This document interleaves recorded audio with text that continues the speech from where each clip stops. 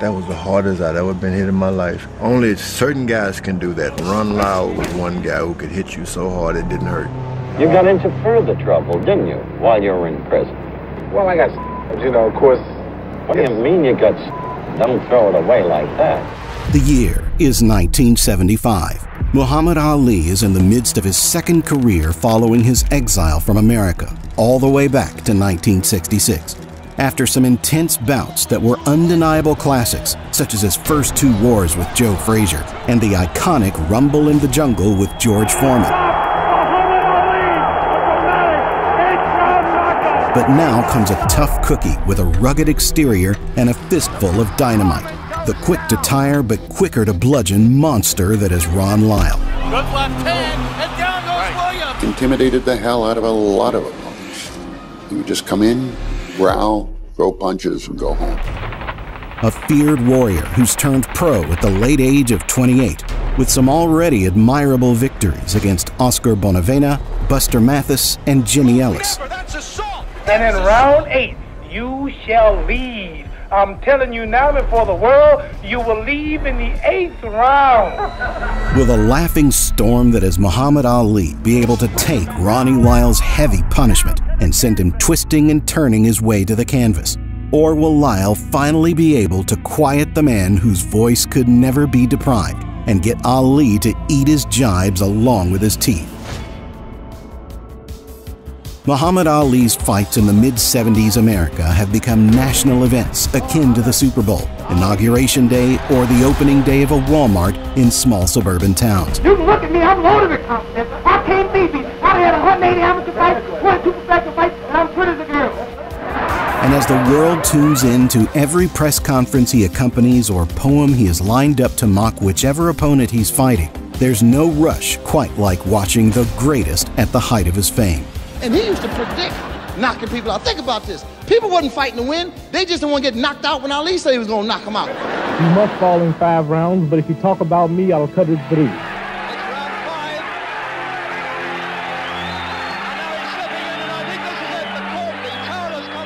Muhammad doesn't quite have the foot speed and conditioning he had way back in the 60s, but in that time, his chin has gone from good to great, as proven in his fight with George Foreman. I'm beating this guy for 5 or 6 rounds. I'm in Africa. Yeah. It's hot. And I beat him up for the 6th round, the 7th round. Then when I thought I had him, I hit him in the side, and he fell on my ear, and he said, "That all you got, George?" Ali was excited, as involved with the public as ever, and exhilarated to put on yet another show for the world after the Ron Lyle fight announcement. The guy I fight, he's in trouble. He can't win, because I'm going to blow him out of here. This is something that I planned. Ron Lyle was a slow starter in professional boxing, having few pro fights and even fewer amateur, but for good reason. Dying twice on an operating table, getting stabbed, and spending many years in prison after taking part in a rival gang member's meeting with the morgue in self-defense will typically alter your career path. I survived in the jungle. I'm still living. Guys around you getting stabbed every day for cigarettes. I've seen guys get blown out of their cells. I've seen guys get stabbed for no reason at all. Well, it was back in '61 when I first got involved in a gang fight, you know, and a guy was, and I was caught and convicted, and manslaughter. Yes. Lyle was a stone-cold yet fully inspired fighter, and he had a lot to prove in the ring if he wanted to get a title shot. And as we can see, he was talented enough to eventually undertake a challenge against the greatest heavyweight of his era. While Muhammad Ali is often regarded as not only the greatest heavyweight of all time, but one of the greatest at fighting with words, many were excited to see what Ali had to say about the slow, shuffling, and humble Ron Lyle in the build-up to the fight. But you will see me tonight literally take this man. He may win 2 or 3 rounds for the first 5, but after 5 rounds, this man will power. He'll just be completely exhausted. Obviously, the champion enters tonight's fray, shaken, with a full loss of confidence. Shaken. Fight night arrived on May 16, 1975. And while Lyle attempts to instill some terror that men like Sonny Liston and George Foreman had achieved in years past with an ice-cold stare, Ali's giddiness to get his hands flowing freely is more of an effective scare tactic than any mean look could ever hope to be. The two men await the bell's ring, and the fight finally begins. Now the bell for round one, the two men in the middle of the ring. I will not try to kill him, Lyle said in our pre-fight talk. Ali covering up. So far, Ali hasn't thrown any punch. Remember what Ali said. He might win 3 of the first 5 rounds, but he's got to go by the 8th. Only once was Ali heavier. Seems to be a little bit of blood out of Ali's nostril. Now Ali's corner is yelling, "Stick him, champ." Oh, a quick right by Ali. Ali with a right lead. The left foot in front of the right foot. Ali is talking to Lyle, taunting him. Oh, a good quick left and right by Ali, his best blows of the night. Lyle trying to fight back, coming in with a right. No question, Lyle has no fear of this man. After a better round from Ali in the second, Lyle comes out with a new sense of caution and focus as he works on Ali's slippery footwork and high guard by digging in hooks behind Muhammad's guard and keeping a consistent pace while trying not to tire his infamously inconsistent gas tank. Can't use the ropes. This is the way to fight Ron Lyle, with movement, confronted slow, sticking as Ali just did with the left.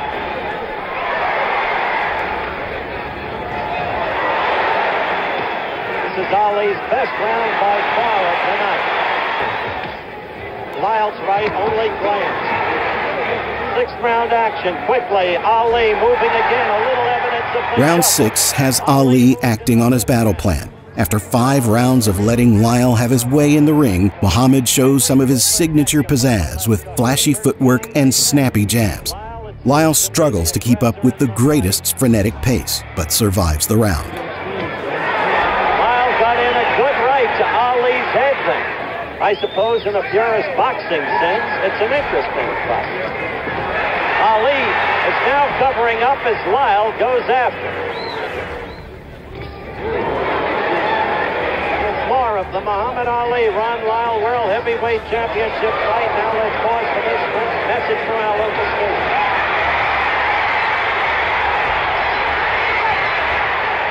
Now this is 8th round action.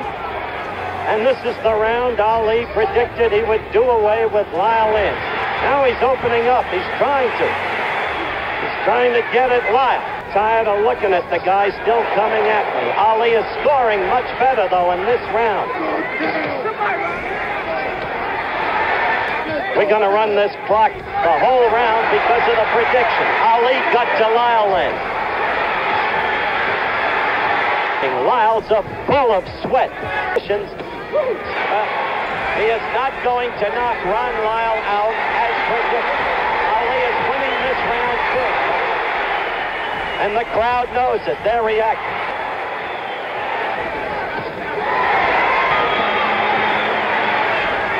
Ali went after Lyle. He hurt him in the 8th round.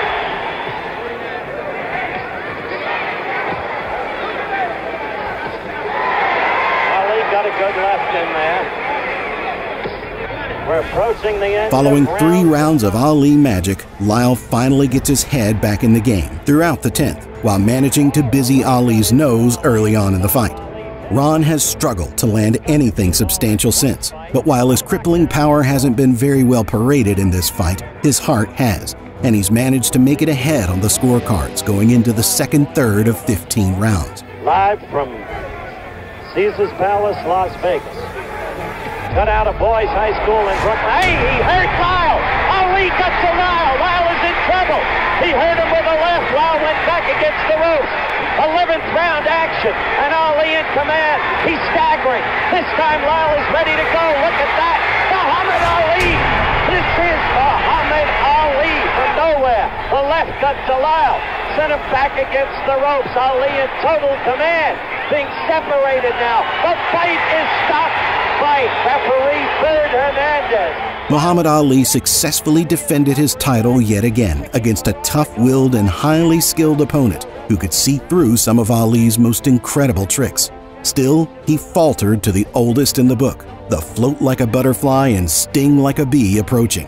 And Muhammad's resume is once again strengthened and continues to shape up to be the greatest in history. We're back with the defeated challenger, Ron Lyle. First of all, Ron, it was clear you didn't think the fight should be stopped. I knew something was going to happen because I was winning every round. He couldn't have won that if he'd have, if it had went 15, he'd have been out of it clean, Muhammad would make 6 more title defenses following this historic night, with even more memorable hours than this, including his closing out of the iconic Frazier and Norton trilogies, along with his great final defense against who he described as his hardest-hitting opponent, Ernie Shavers.